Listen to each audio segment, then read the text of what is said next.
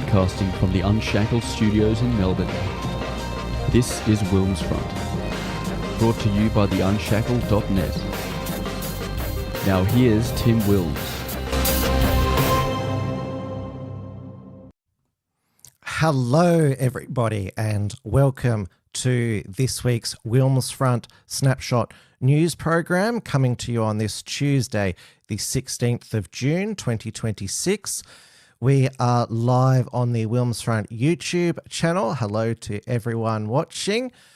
Now, I should let my audience know that I have been experiencing severe back pain, so forgive me in the middle of the show, just go, ouch! It might be the cinema seats from Saturday night when I saw a scary movie. I'll give you my review later in the program. It is 8:30 p.m. here in Melbourne, Victoria, where there's the State of Origin match at the MCG on Wednesday evening. I don't know why it is there when it's New South Wales versus Queensland. Make it make sense. But that is when One Nation is going to be airing its Fire the Liar TV ads, because if you have a look at the latest figure, it is almost at 4.4 million, so from 71,156 Australians. So it only started last Wednesday evening. It originally came the slogan from Peter Credlin, who I wonder if she got in trouble from the Liberal Party for handing One Nation a political slogan, given her husband Brian Loughnane is the Victorian Liberal Party president and her former boss Tony Abbott is the federal Liberal president. But she did say that anyone is free to steal it. So it was already at 1 million on Wednesday evening, and it mentions, of course, all of Anthony Albanese's lies, immigration levels. He claims that he'll bring immigration down to, 225,000 in 2 years. They don't even meet their existing immigration targets. ISIS brides coming back into the country, change the stage 3 tax cuts, the $275 reduction in electricity prices. We're still waiting for that on 2022 prices. And changes to capital gains tax, changes to negative gearing, falling off a stage. And of course, he wasn't chased out of a mosque. And now this campaign was the trigger for it was the fundraising drive that the Labor Party put out to its own members. So they wanted Labor supporters. They said, please don't scroll past this. We are asking you to contribute any amount to Labor's campaign to take on One Nation today. 99% of people reading this won't contribute. Yeah, no shit. We hope you'll be different. If everyone seeing this contributed $27, we'd have the resources to prevent One Nation from turning polling momentum into seats. If that's worth $27 to you, please chip in today. I hope some of that money is not going to go to friendly Geordies to make pathetic anti-One Nation videos claiming that the Labor Party is the tough on migration party. I mean, he's the most pathetic shill. And now on Thursday, Anthony Albanese, he was in denial when when it was put to him that One Nation at that time had raised 1.5 million. He asked, "Did she? Did she? Where's the proof?" I thought calling a female politician she was sexist. I remember that Tony Abbott was some damning evidence of his sexism was that he referred to Julia Gillard as she. I'm not sure if you all remember that sexist 80s TV show, Murder, She Wrote. Shocking sexism there, having she in the title. And then there's that Beatles song from the 60s, She Loves You. Shocking sexism all throughout popular culture there. So now it's at 4 million, and they've got more money than they sort of know what to do with. And it's capped off a fundraising blitz for One Nation. There was a fundraiser in Perth last Wednesday evening, which was also protested by local socialist activists.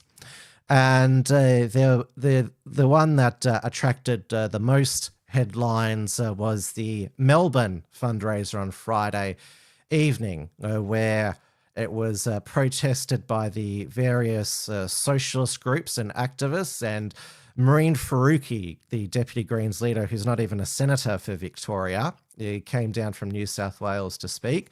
So it was originally going to be at Gorko Casa in Moonee Ponds. Now, the inner north, that's socialist Antifa Central, so they don't need to go that far.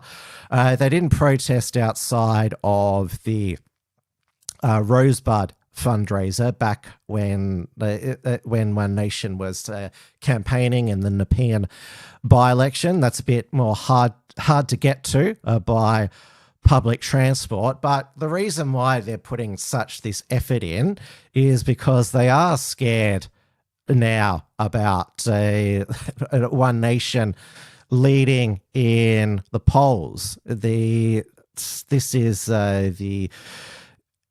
We've got the state election coming up here in Victoria. So One Nation is now outpolling the Labor Party, 23%, Labor 21%, the Coalition on 30%. And if you look at the federal... Sorry, I've lost something here. I've lost the Resolve poll. Yeah, so the Resolve poll had not only One Nation first in the primary vote at 29%, Labor at 28%, the LNP at 20%, but had Pauline Hanson preferred Prime Minister at 33%, Anthony Albanese 29%, and Angus Taylor at 16%, with 22% undecided. And Pauline Hanson is, being a female leader, seems to be attracting the female vote. So remember the old logic that having a female leader gets you the female vote. Well, it is the case with One Nation. 32% of female voters marking One Nation as number one, and only 25% of blokes. It's almost like that women, they realise that their safety is endangered by mass migration, and Pauline Hanson not only is she a female leader, but she knows what a woman is, an adult human female. So unlike the other redhead who was Prime Minister, Julia Gillard.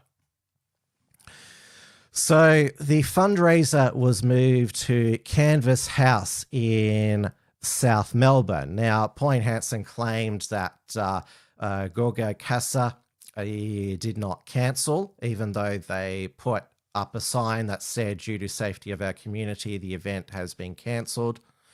So she said we had too many bookings, people wanting to come. And now about 30 of the socialists made their way down, which was heavily guarded by police. But there was a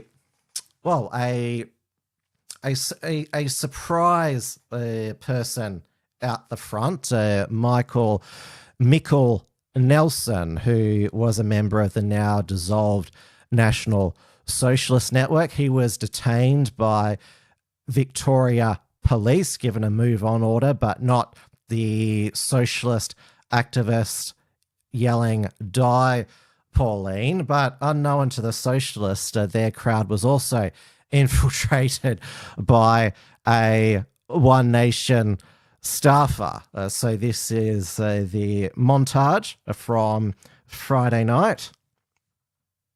I'm being arrested for supporting Pauline Hanson, for supporting the Australia of our founders, the founding fathers of Australia, supporting the white Australia. Hail Pauline Hanson, the great white hope. Hail white Australia, and hail Thomas Sewell. And why are you being arrested today, Michael? Supporting Pauline Hanson, the great white hope. Why do you support Pauline Hanson? She wants to stop the masses of the third world flooding into this nation and restore a white Australia. Is that an explicit policy of hers? Sorry. I don't believe so, but I believe that's her intention. Okay. And that's what the people who support her believe in. Oh, I'm sorry, they're with the wrong party. I've never advocated for white Australia policy at all. She has attracted extremists into her ranks. Nelson, not arrested, instead issued a move-on direction in front of 30 anti-racism protesters outside the fundraiser. One nation, you're traitor to the working class. Shame fascists, shame! Die Nazi scum! Shame Pauline, shame! Die Pauline, you sick fuck! You sick fuck, Pauline, you know what you're doing! Shame! Shame Nazi scum! Death to Australia! Death to One Nation! Death to this nation! Shame! Shame Pauline! Shame! Burn fascist pigs! Shame on the fascists! Shame fascists!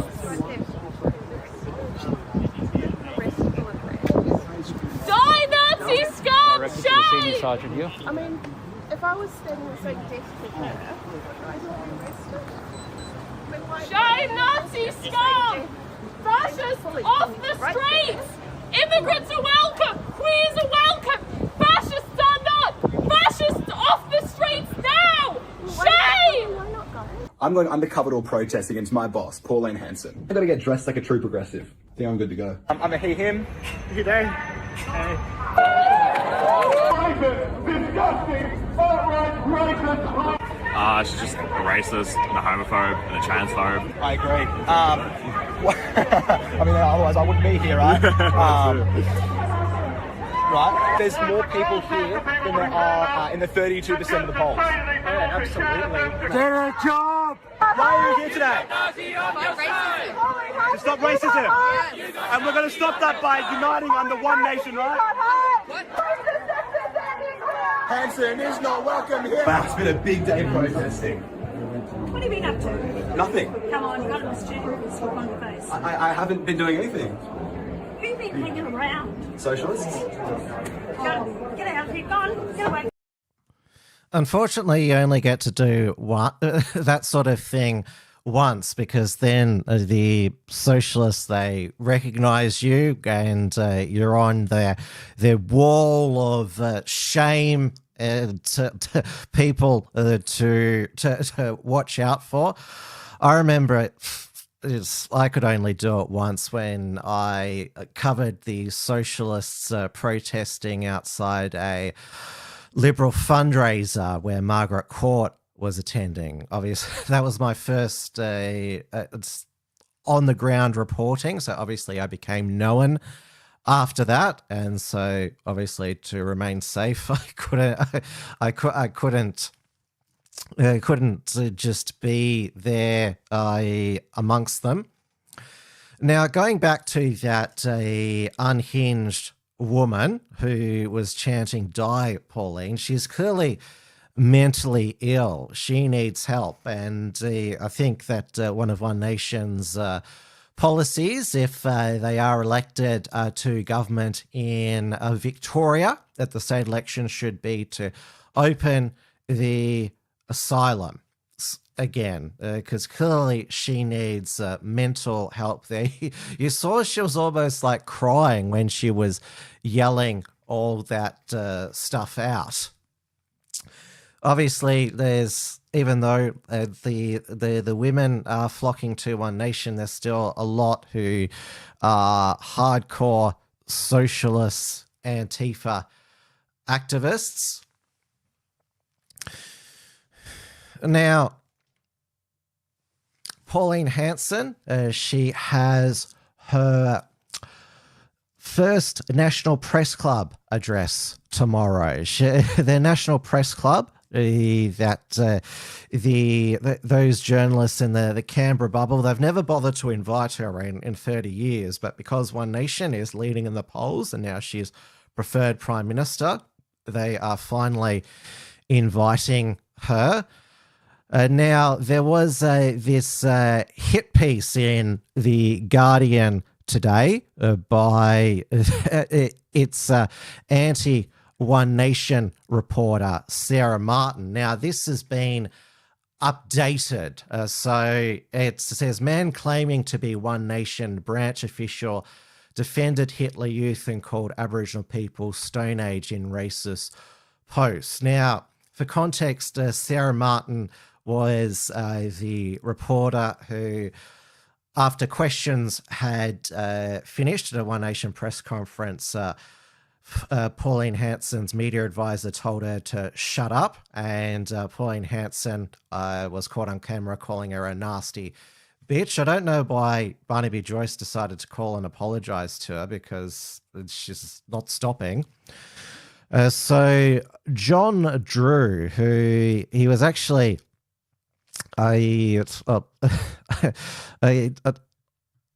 disendorsed as a One Nation candidate in the late 90s.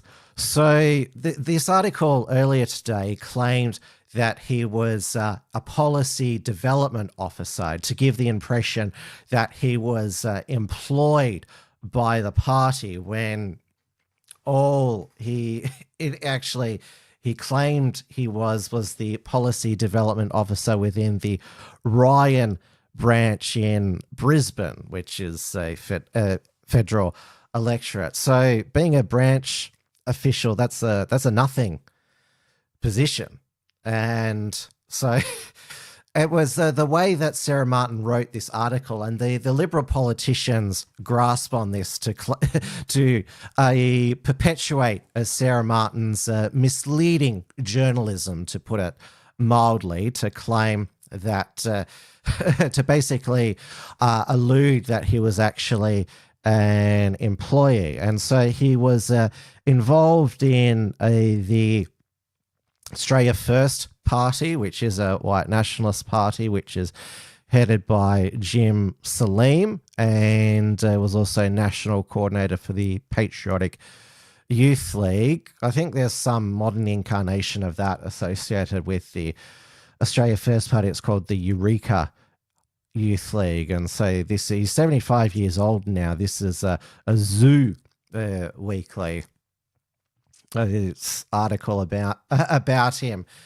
So, and he's quoted as, "Keep out all the bloody loony Arabs." Is Zoo Weekly even around anymore? And of course, did any bloke who bought it actually read it for articles like this, or did they want to just look at the girls with the big boobies?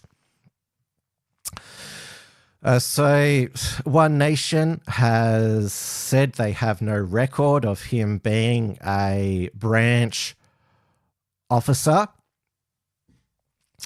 And so it's also claimed in this article he went to a function linked to the Lily branch with Pauline Hanson in October. Well, One Nation, no, any party can't vet who attends functions and signs up to be a member. Like, if your name was, say, Thomas Sewell or Jacob Herjant on a One Nation membership application, that might raise some red flags. But I heard Barnaby Joyce on who was on Sherry, Caroline Marcus, Sky News's other Jewish presenter, was filling in for her, or had been saying, this is slack from One Nation. I hope they get rid of him. And so Barnaby Joyce went on this rant, refusing to call him a man, a person, saying that my ancestors fought against the Nazis, we're against fascists, we want nothing to do with him. I wonder if now, like, there's this article today, there was Mikkel at the outside the One Nation fundraiser. I wonder now that White Australia is banned, pending the High Court appeal, if this is some sort of new strategy by the white nationalist, White Australia activists, that they're now going to join One Nation. Now, tomorrow at the press club, will the journalists and the old dinosaurs who are still there, will they go in hard against Pauline and say these extremists are circling your party? Will they also keep saying that One Nation has no policies, which is not true? I mean, the Liberal Party doesn't have many policies either, and you can't trust the Albanese Labor government's policies because they will just change them. We had interest rates on hold today. So Jim Chalmers will be having a sigh of relief. Did anyone also hear today that chef Neil Perry, who had to pay back his staff $1.6 million when he was accused of underpaying, has said that he will leave Australia if Pauline Hanson's elected Prime Minister? And her response was, fine, go away. And would he actually? Because we've had all of these celebrities claim that they would leave the United States if Trump was elected. I mean, some did, such as Ellen DeGeneres and Portia de Rossi and Rosie O'Donnell, but we're still waiting on Barbara Streisand to move to England, or she threatened to come to Australia as well. So, yeah, I wouldn't put any money on it that he would actually leave Australia. But if Pauline Hanson does become a prime minister, then I think there'd be a lot of mass deportations. And of course, Donald Trump, basically because of his tough on his ICE policy, has been able to achieve net zero migration. So merely just a combination of just your mere presence as a national leader and implementation is able to achieve massive results. This is WilmsFront, brought to you by the Unshackled.net. Now, the Wicked Witch of Bendigo East, the Premier Jacinta Allen, has survived what is known as the parliamentary killing season, the last party room meeting before the winter break. So there wasn't a bucket of water thrown on her by her Labor colleagues where she melted, and Ben Carroll, her deputy, became the the Premier. Her other nickname, of course, is Socialist Barbie. I call Ben Carroll Ken because if you've seen the Barbie movie, then so what happens when Barbie leaves Barbie world for the real world? Ken sneaks in the back, which is sort of how Ben Carroll got the job as Deputy Premier. So Dan Andrews wanted the treasurer at the time, Tim Pallas, aka Uncle Fester, to be the deputy, but Ben Carroll was able to, in a right factional muscle pull, he was able to get himself as deputy premier. So was the unwanted passenger on Jacinta Allen's car. So, and now Ben Carroll, he has said that he's got the best job being education minister, and as the father of a daughter, he is proud to serve a female premier. Now, Paul Dowsley, who it seems to me like he's now the chief political reporter for Channel 7. He's probably the most high-profile Channel 7 reporter. In my opinion, he's the least worst reporter. He's famous because he's a real go-getter reporter. So he always makes sure that he gets the story. So he got, because there was a press conference yesterday with Jacinta Allen and Ben Carroll was standing behind her. And Paul Dowsley actually got Ben Carroll to look Jacinta Allen in the eye and promised that he would not be going for her job. So if he does become premier between now and the election, then, well, he's just another Labor liar. And if we can't trust him to not stab his boss in the back, then how can we trust him anything he says to us? Now, maybe he doesn't want to get what's called the hospital pass and lose in a landslide, or maybe he believes that Jacinta Allen will lose her seat and Labor might still hang on to power because the Liberals and One Nation, they need to win seats in the right areas. So if the vote is concentrated in the regions and in the outer suburban areas, then Labor could hang on to enough seats. So maybe his best bet is Jacinta Allen to lose her seat, and then he becomes premier by default after the election. Now,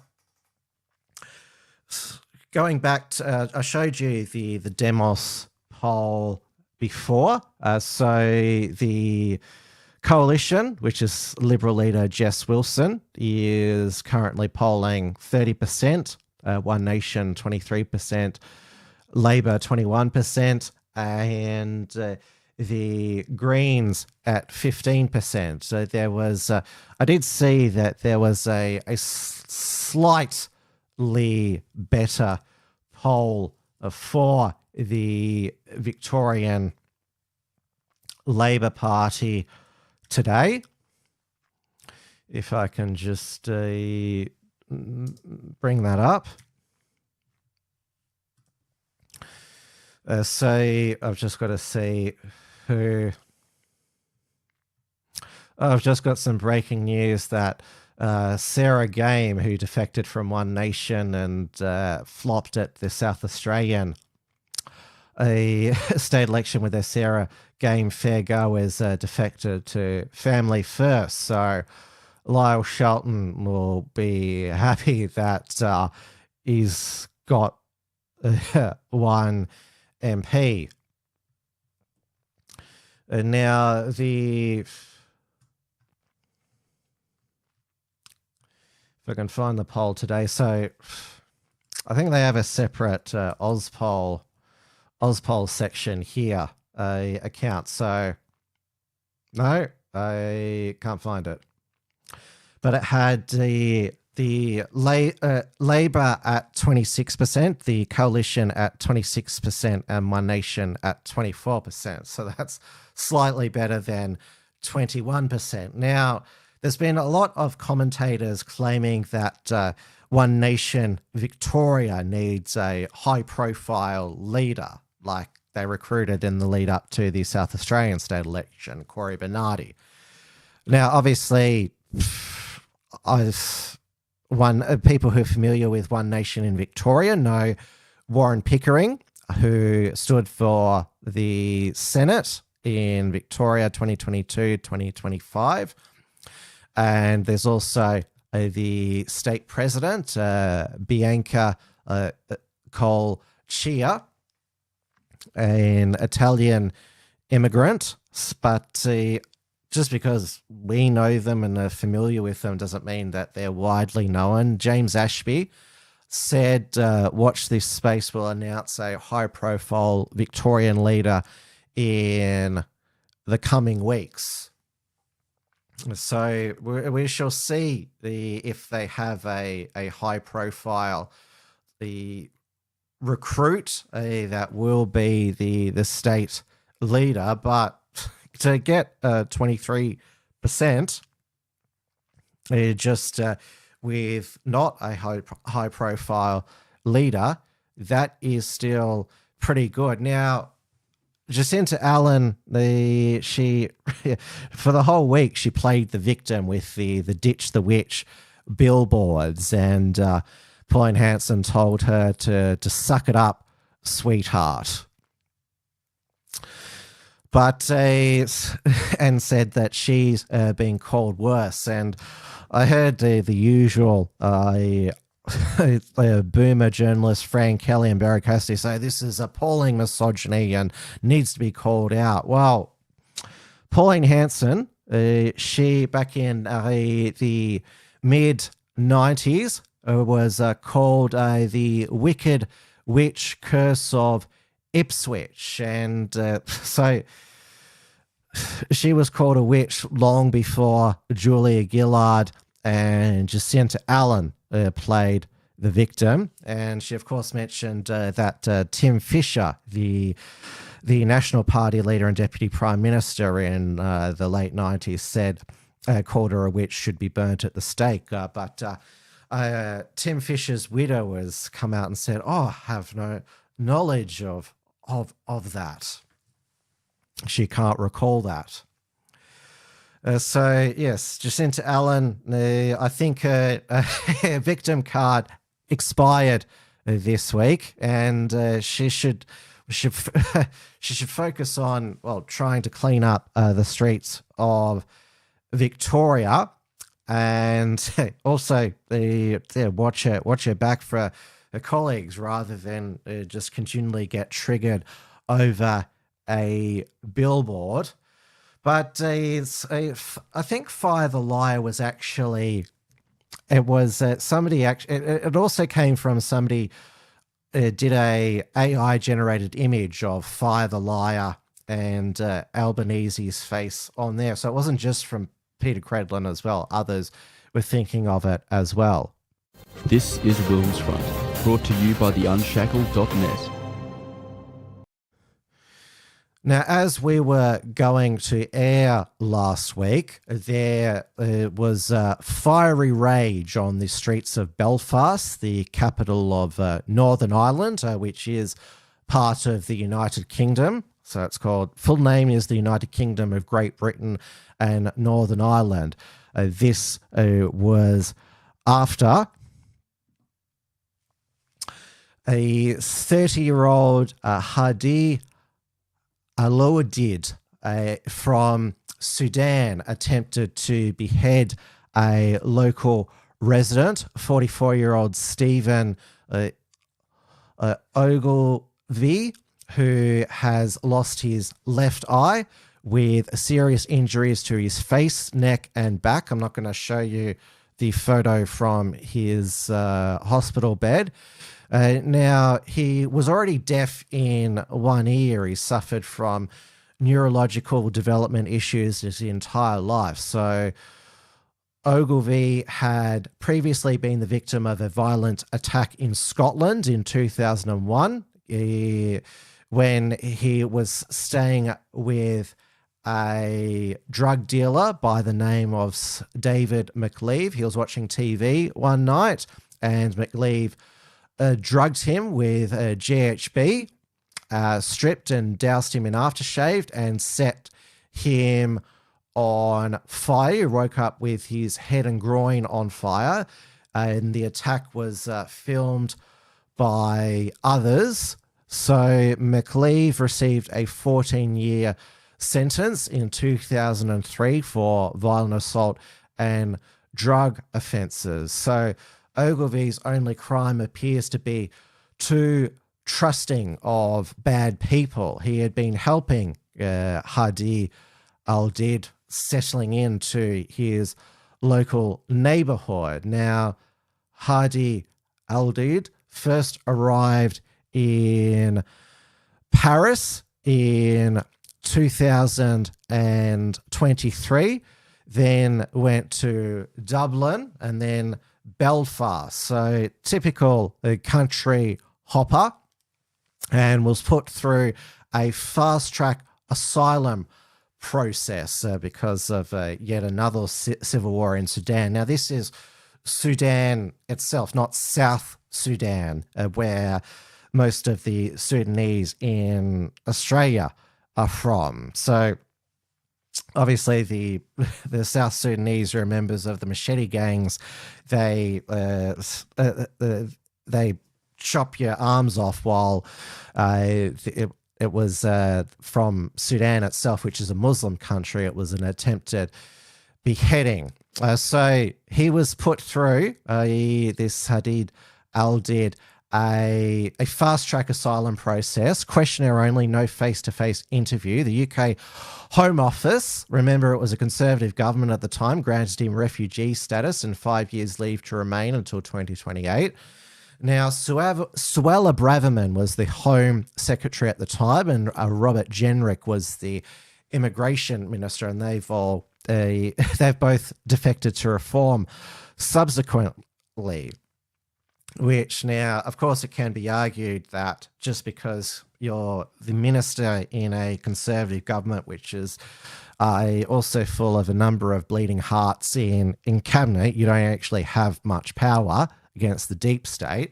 Well, hopefully, if they are given another chance being cabinet ministers in a Nigel Farage-led Reform government, then they can make amends for this. Now, I wasn't really surprised by the reaction of the local residents in Belfast, because the Irish, historically, they haven't taken kindly to being under foreign occupation. So there was masked men going door to door in homes suspected of housing foreigners and setting fire to housing that was believed to be occupied by foreigners. Now, the media and the Northern Irish government thought that what was most shocking was not a attempted beheading by a foreigner on the street of Belfast, but the response from locals. Well, you could describe them as mostly peaceful protests, and those who describe them as riots, you could say, I don't think they are, mate. So what has been most concerning, alarming to them, has actually been that the video of the beheading was uploaded to X. And so, according to Kathy Newman, Sly News UK's star recruit, Elon Musk should be arrested. And then after that, I'll play the comments of the First Minister of Northern Ireland, Michelle O'Neill. That what we're seeing here is quite frankly Elon Musk deliberately working with the far right to stir up an incitement to violence. And that seems to me to be so serious that the idea that he's just being a bit mean, I think was the word he used, or a bit obnoxious. No, he's doing something much, much more serious, and we should be taking real action. And certainly anybody who's on Twitter who's stirring up the kind of hatred that then leads to violence, and they're asking for it to lead to violence, they should be charged. That should be an offence. It is inciting violence, and that is illegal. Well, I mean, I'm sure Elon Musk would deny that is what he's doing, but, you know, and he's a trillionaire, so I don't think the government's going to go after him that aggressively after all, but he's not in this country either. They should. They should put Elon Musk in jail. Well, it would send a strong... I mean, I don't know whether or not... By the way, he doesn't probably pass that I don't think prison is probably, unfortunately, the appropriate charge for him, but he is inciting violence and hatred. And to my mind, that means he should have some penalty for sure. Belfast Telegraph pointing out that the man whose life was attempted, well, the attempt was made on his life yesterday, is probably being treated in a hospital by a foreign national. This just achieves absolutely nothing at all. We have seen the worst of elements in our society, but we've also equally seen the best of our community, a welcoming community, an inclusive community. So many people out there have rallied to ensure support for those people that are feeling under siege and under attack. I met some of those people today. I met some of our healthcare workers in the Mater Hospital, people who have had to walk through these angry mobs, nurses and care assistants who provide care for our loved ones on a day-to-day basis and who've continued to turn up every day despite the fear in which they're living in, despite the circumstances of what's unfolded all around them, despite homes being attacked. This is not reflective of who we are as a society, and I know that everybody out there in our wider community are sending support and solidarity to all those that feel that under fear and feel that they're being intimidated on a day-to-day basis. We've just met with the Secretary of State here as well. We've been speaking about, obviously, the events of this week. We've been talking about support for all of our services to be able to respond to what we see on our streets. But I don't think anybody should conflate any issues here. The issue that we saw over the course of the last number of nights has been pure racism in its vilest form, and we say very clearly no to racism in our society, and I believe that is where the vast majority of people are here. The vast majority of people here are good and welcoming and inclusive and value those people that work right across all of our sectors, and in particular the healthcare workers that I was meeting with today.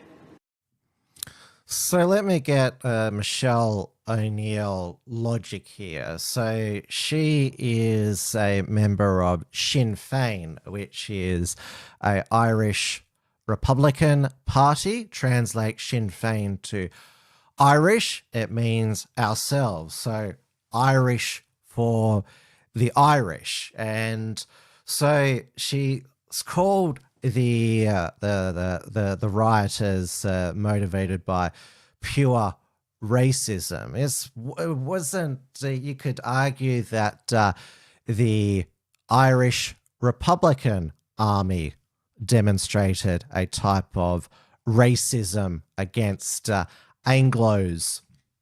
And Michelle O'Neill, she's condemning the rioting, but she has never condemned Irish Republican Army terrorism, violence and rioting. A direct quote from her is, and I should do an Irish accent, "I think at the time there was no alternative, but thankfully now we have an alternative to conflict, and that's the Good Friday Agreement." Celtic nationalism is very confusing because the Catholic Republicans, including those in Scotland, they want to kick out. They don't want to be governed by Anglos, but they want to welcome in the whole rest of the third world. So make it make sense. There was actually unrest in Glasgow as well, maybe because Stephen Ogilvy had spent time in Scotland. Now, obviously, the solution from Sir Keir Starmer at this type of heinous act of violence, attempted murder, being perpetrated by a follower, is not to stop illegal boat migrants. It's to ban the platforms that expose migrant crimes, and that is social media. So Keir Starmer has announced a social media ban for under 16s, which is called an Australia Plus, because it will also include gaming, live streaming, so contact by strangers. So I guess it won't apply to BBC pervs in real life. Well, WhatsApp isn't banned. AI chatbots. And he also has said that he might have a social media curfew for under 18. So what is that, 9 p.m? But you can still watch Sex and Violence on Channel 4 and the BBC. That's okay. And he wants 16-year-olds to be able to vote, but wants this. How would that actually work, a blackout? And how would it work if a Brit was overseas? Now, of course, we have covered the heinous actions of the Hampshire police, who handcuffed a dying Henry Novak because he is a murderer. Vikram Digwa accused him of racism. Now obviously there was justice in the end with Vikram Digwa convicted of murder, though still only a non-parole period of 21 years. There has been justice for those two teenage girls who one of them had to brandish a knife and an axe to fend off a Bulgarian pervert, the Ilya Belov, 22. Now, remember that this girl was smeared as a racist thug. Now, this was in Dundee, Scotland, which has a lot of crime and antisocial behaviour. So she was being sensible in carrying those things. She and though it wasn't, she could have argued in court that she was carrying them for cultural reasons. So Ilya Belov, who, as I mentioned, is a Bulgarian national. So he made sexual remarks to these girls.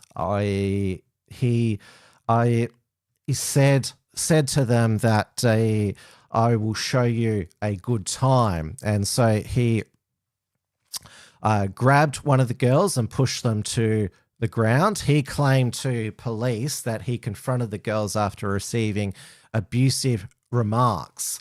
And his sister, Nadezhda Belovo, who's 20, previously admitted to assaulting a 13-year-old girl by seizing and pulling her hair. So they will be sentenced on 5th of October. The direct quote of what Belov said, "Hey, sexy, I'll show you a good time." Absolutely disgusting. And that's when after one of the girls was pushed to the ground, brandished the knife and the axe and said, "Back off, she's 12." So the truth has come out in the court case. The girls have been completely exonerated. In fact, the judge actually praised their testimony and said it was eloquent. But again, this is the two-tier policing in the movement. The white victims are treated as perpetrators.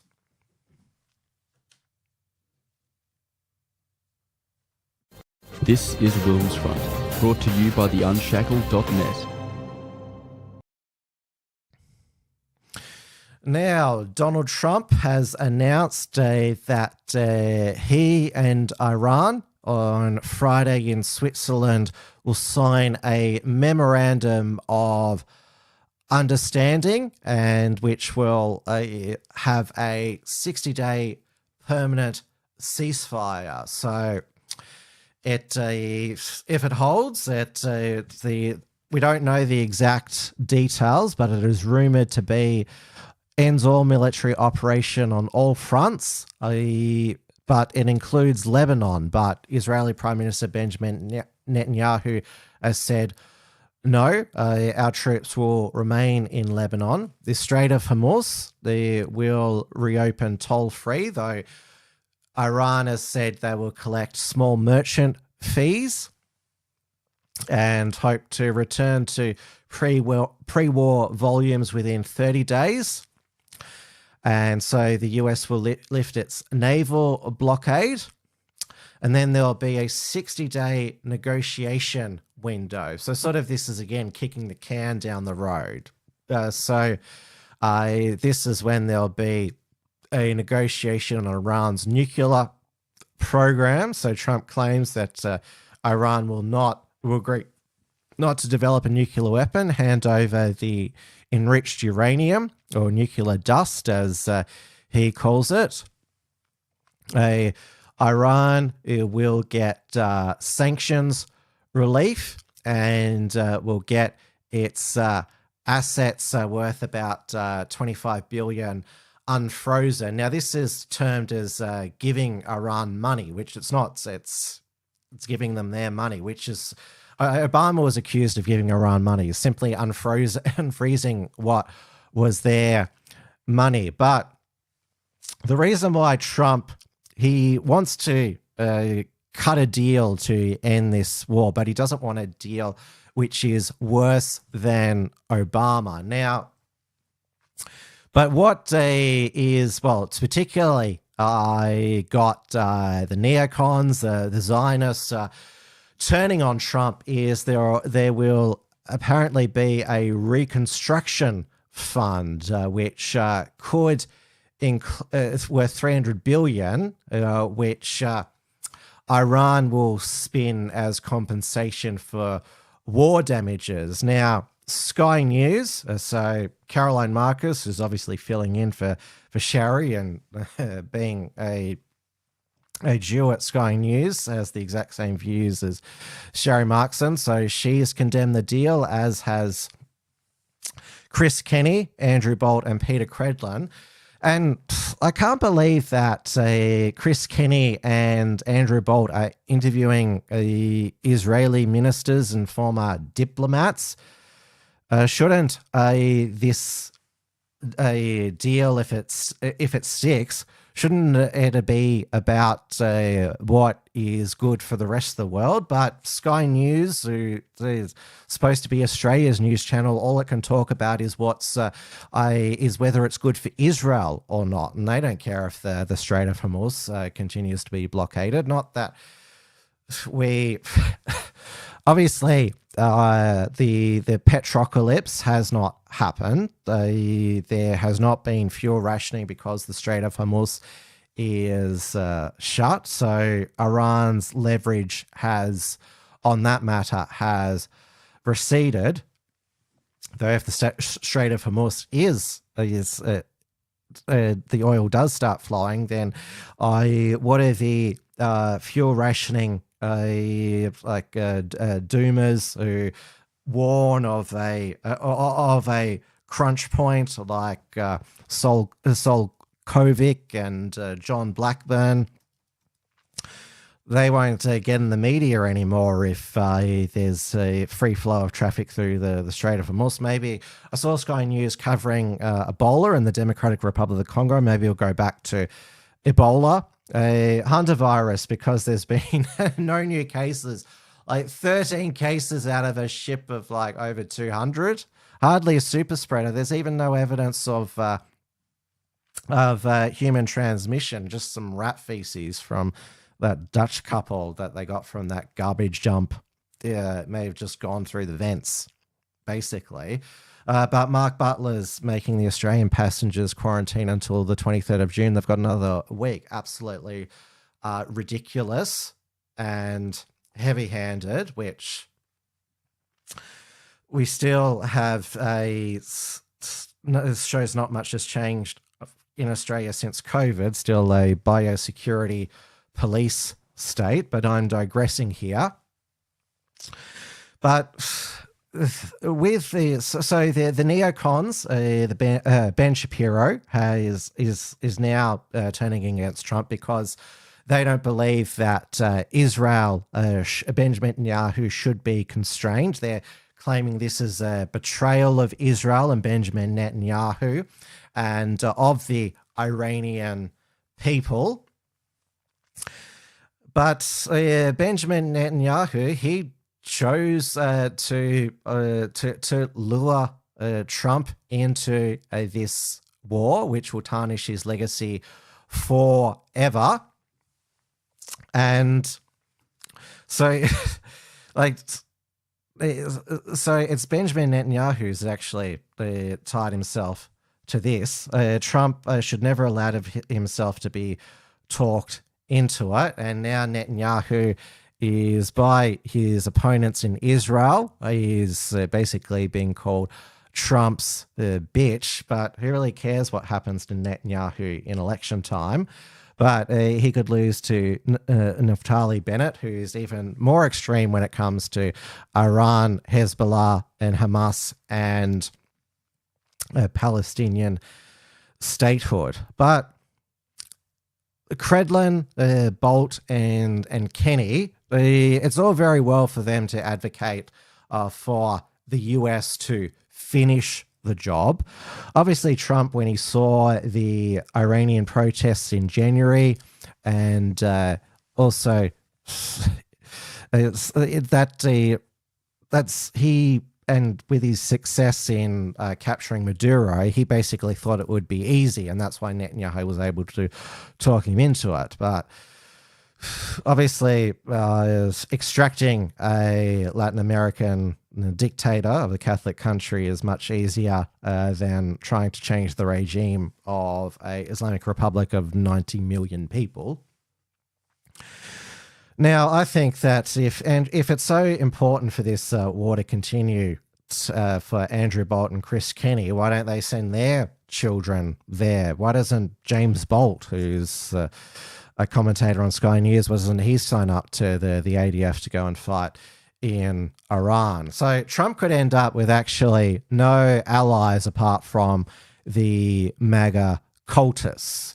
Now, obviously, he thinks that this is his week. There was the UFC cage fight outside the White House for his 80th birthday, and next month that's going to be the 4th of July, 250-year anniversary.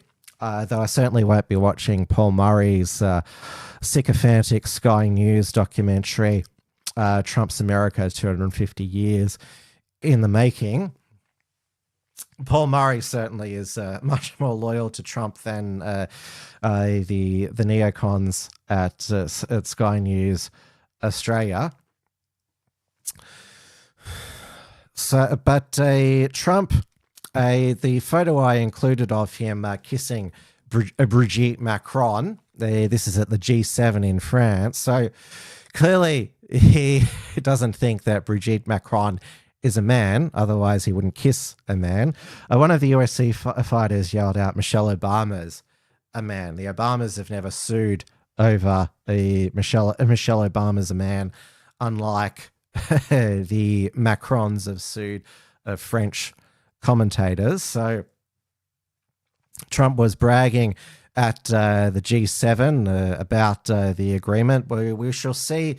It's interesting he announced this on the Monday when the markets opened, but Friday we'll be signing when the markets will close. So we shall watch this space to see whether it sticks as well. Certainly the blockade was crippling Iran's economy as well. Now, I think Trump, the reason he's more comfortable at the G7 basking in this memorandum of understanding, because he would be booed if he attended any FIFA World Cup matches, like he was booed at attending the New York Knicks NBA championship playoff this week.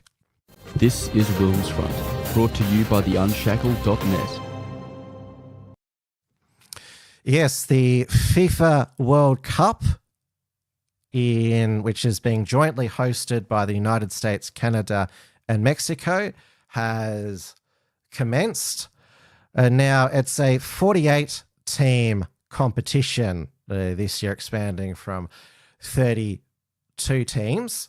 So it was slightly easier for Australia to qualify for the World Cup, though we didn't need to go through a horrible playoff. Now, the Socceroos are in a hard group with Turkey, the United States, and Paraguay. Now, Turkey, came third in 2002, a very big football, soccer nation, but Socceroo mania has gone into overdrive after the Socceroos defeated, we call it Turkey, not Turkiya, because we don't speak Turkish. I don't know why, because the Turks are brownish. We have to pronounce that their way. I mean, we don't call Germany Deutschland because we don't speak German. So, I don't know.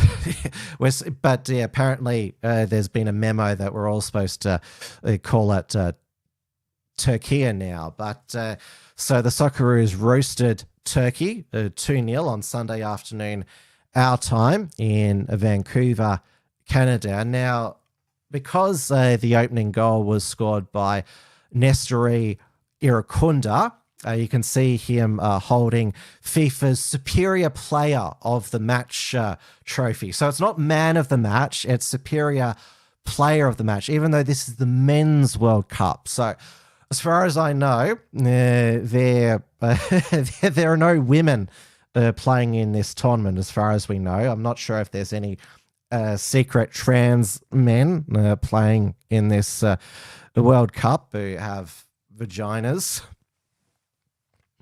I could be wrong, but yeah, because Nestori Irakunda, his family is from Burundi, and he was born in a Tanzanian refugee camp in 2005, and his family were accepted as refugees to Australia when he was 3 months old. So because he scored that opening goal, and there are 5 other Africans. What's the term? Socceroos with African ethnicity. So there is.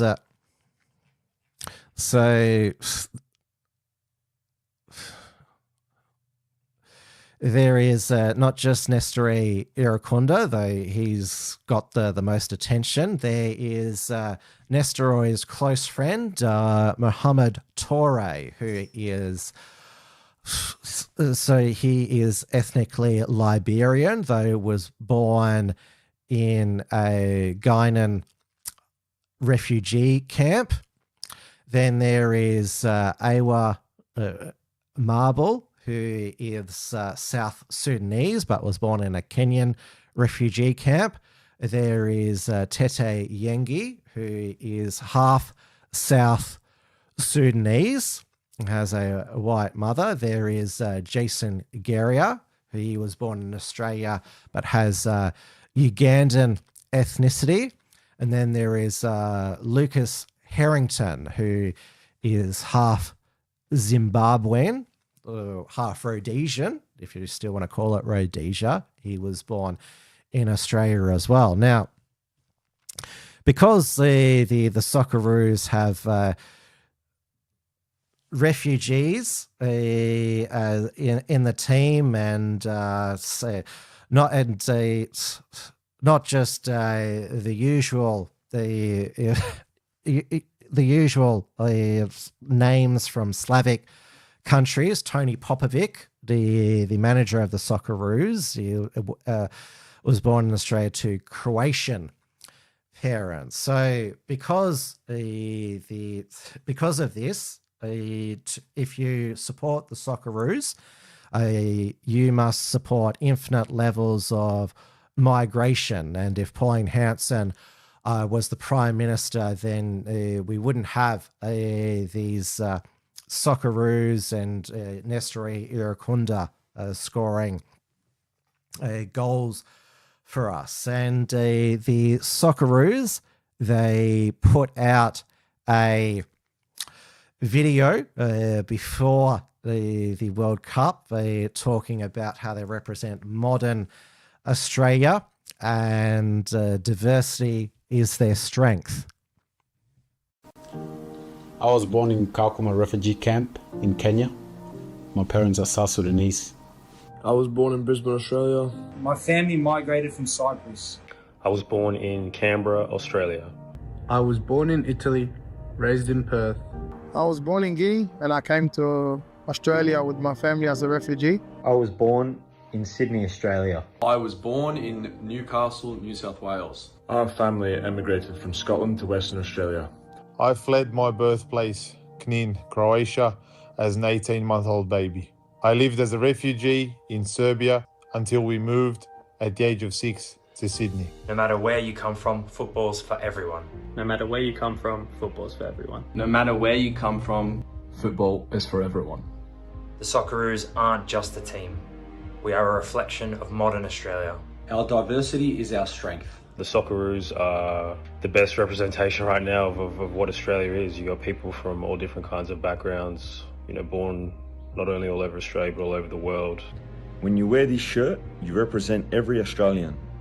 To every kid, to everyone with a dream, we're for you, and we wear that with pride. To be able to play for the national team is something that I'm very grateful for and I take a lot of pride in. The Socceroos are they're a family that I'm proud to be a part of. Playing for Australia is one of the biggest honours of my life. Every time I put on that jersey, I just want to make the country proud. There's a lot of journeys behind the jersey. So to be a Socceroos has many different meanings, but with one purpose, and that is to do the country proud. We are proud of where we come from and who we represent, and proud to represent Australia. As an organisation, you would have to say decisions like the one that we saw awarding this Peace Prize makes a mockery of what they're trying to do with with, as you say, the Human Rights Charter, and trying to use football as a global driving force for good and positive change in the world. And then decisions like that feel like they just set us back. They're the sons of migrants and refugees. For many people, this team is the living example of what makes immigration great in Australia, what makes Australia stronger. Are people right about that? What would you say about that? Because I think there's a lot of people making the comparison online to some of your policies. I would suggest that every person in Australia at some stage has immigrant blood in them. I certainly do. You do.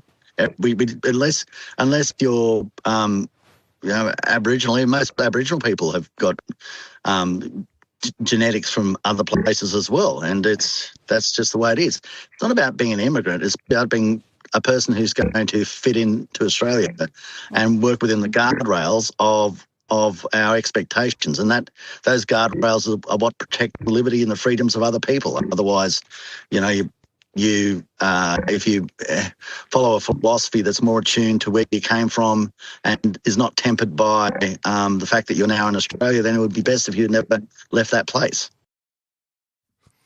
Now, in my opinion, the worst Socceroo is Jackson Irvine, who's the one you saw wearing that anti-fascist football fan shirt, condemning Trump winning the inaugural FIFA Peace Prize. So you can see Jackson Irvine, he's got the hipster moustache and long hair. So he's the captain of German Antifa club St. Pauli, who were relegated from the German Bundesliga this season. So go woke, get relegated. So he supports pretty much every woke cause, pro-Palestine, pro-LGBTQ. Of course, those are contradictory.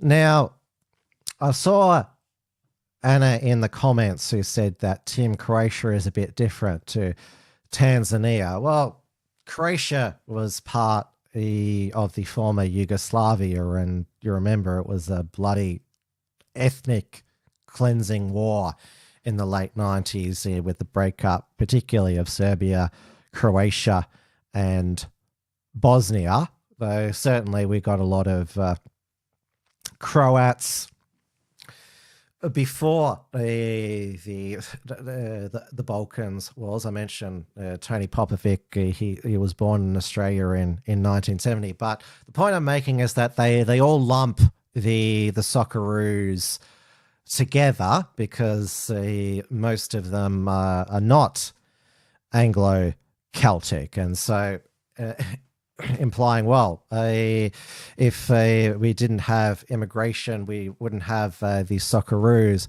at the World Cup.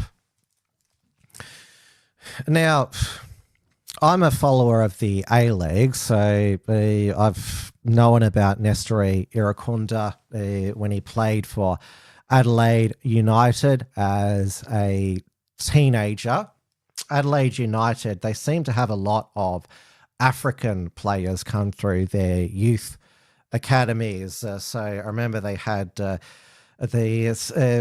two previous Adelaide United players who played for the Socceroos, the two Black Bruces, as I call them. Bruce Gitte, who's now a real estate agent and advocate for Yimby housing, and Bruce Kamau. So for some reason, so that's where Nestor Iracunda and Mohamed Toure, who's one of his close friends and Toure's younger brothers. Interesting, Nestor Iracunda, who says he's a Christian, he did wear the Rainbow Pride jersey when he played in the Melbourne Victory Adelaide Pride Cup. He was only 17 at the time. Maybe he thought he had to because that's how you get ahead. He now plays for English Championship side Watford, which is below the Premier League. Now, even though he's heralded as the future of the Socceroos, he did threaten that if he wasn't selected, then he would play for Tanzania or for Burundi. So, and this is a real problem with international national team football, in that players who have multiple nationalities, it's not about representing their country, it's where they can play international football. So I will make the point that a defender for the Socceroos, Harry Souttar, he was born in Aberdeen, Scotland. His brother plays for the Scottish national side. Mary Fowler, who's one of the Matildas. So she's visibly brown, but her surname Fowler is Irish, and so one of her siblings plays for the Irish national side. So there's this country hopping. So you've also had this with European players who have African ethnicity. So there was Jerome Boateng, who had a German mother and a Ghanaian father. He played for Germany, but his half brother, who couldn't make it into the German side, Kevin Prince Boateng, played for Ghana. So there is, even though they talk about in that video the representing Australia with the jersey, there's plenty of country hoppers, and obviously it's been pointed out numerous times that there's been the blackening of the English, French, and Dutch football teams. And now I got piled on Lozzie B's Facebook when I posted that the reason why there's these blackening of these European teams is because it's a arms race, literally arms race, because the Africans, they have bigger arms, they're more athletic and more physically built. And I got piled on by saying that I was endorsing these countries picking black athletes over Indigenous players. I was talking about this is what is happening, not that I'm endorsing it. And the replies that I got was, how come an African nation hasn't won a World Cup? Well, because their national sides, they don't know how to calibrate and properly utilize and train the local, like those who actually are raised in an African country. And so it is only the Western countries that can properly utilize their racial advantage using Western sports science, properly calibrate and get them to that peak fitness and skill level. And so this is why we, including Australia, is now in this arms race in soccer. Obviously, the majority African French national team won the 2018 FIFA World Cup. Now, let's not kid ourselves. We're probably not going to win the FIFA World Cup, but I don't think it's like, I still stand by my legitimate point that black men and black women, when it comes to pure athleticism, like running fast, that's why the Africans, including from Ethiopia, dominate the athletics at the Olympics. And obviously the United States does, because they've got a lot of African Americans, and now finally we will, because the Australian athletic system has cultivated gouts, the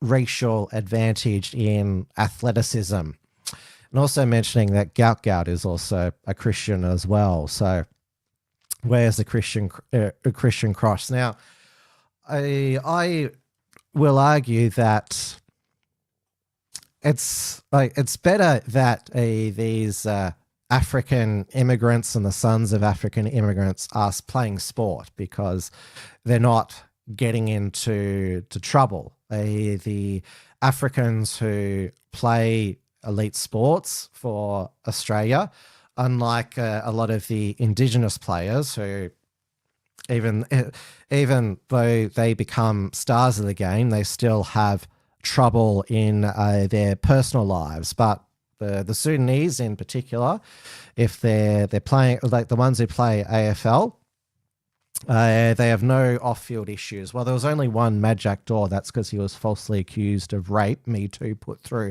a trial where he was found not guilty, and it totally messed up his life.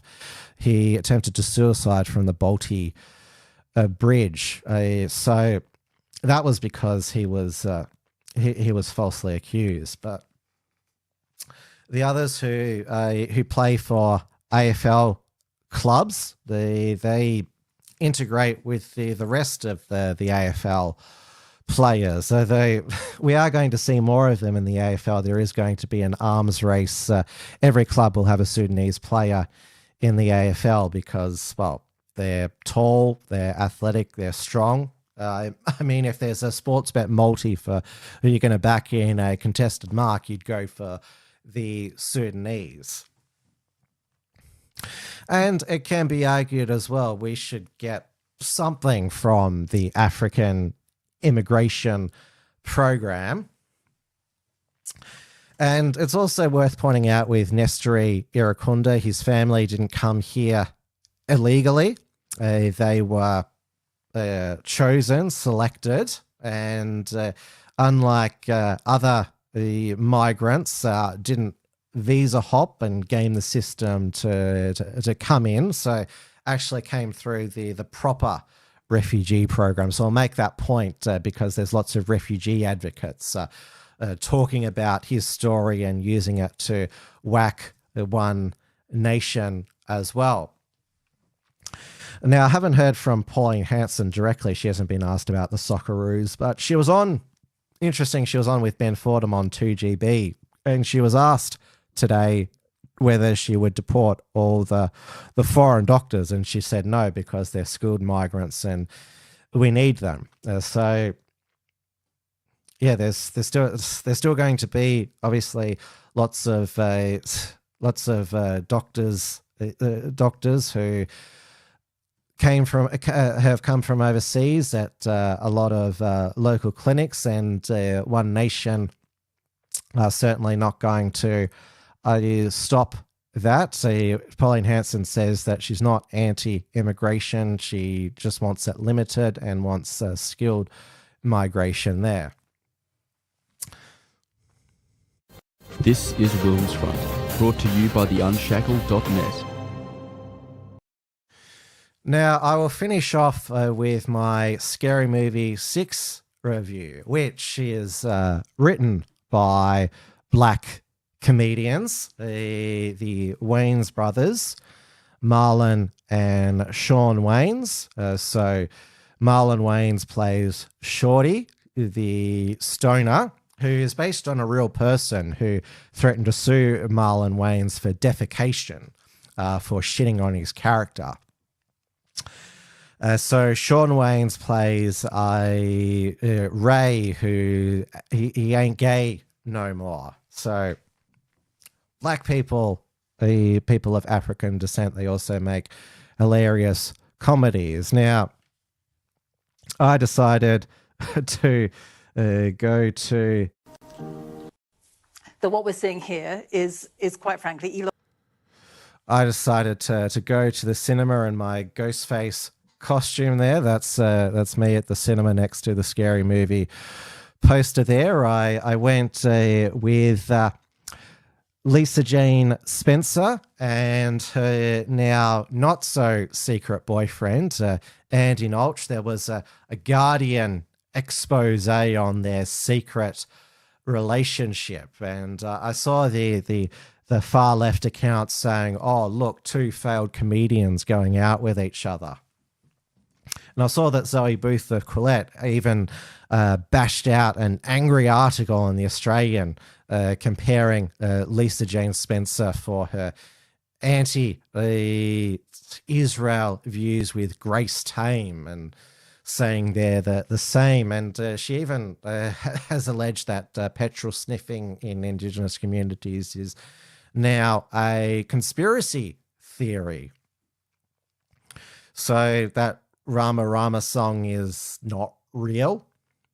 Now, what was interesting outside the cinema is there was a tree trunk which had some local Aboriginal talking about the local tribe, which I think is the Bunurong people of the Kulin Nation. Lisa was wearing her dead animal coat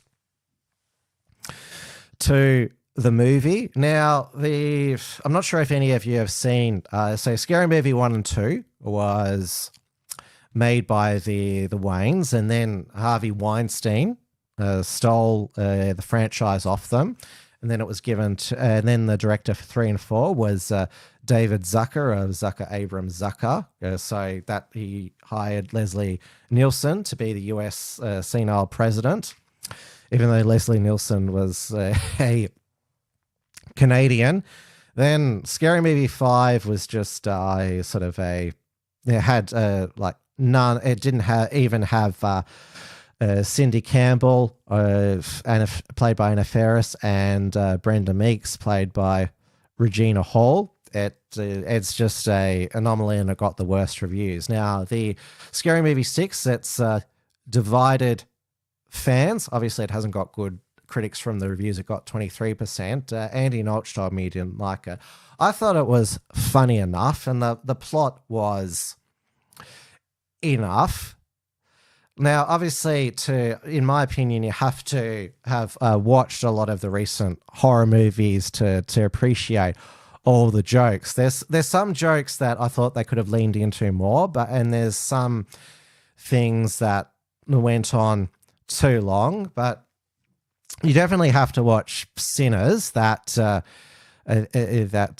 movie where Michael B. Jordan plays those twins, because there's a lot of references to that. The ending is particularly divisive. There will definitely be a Scary Movie 7 because it's gained over already 100 million box office, so it's absolutely killed it. I'd prefer they make another Scary Movie 7 than White Chicks 2, which again, people they say that how come blacks are allowed to dress up in whiteface?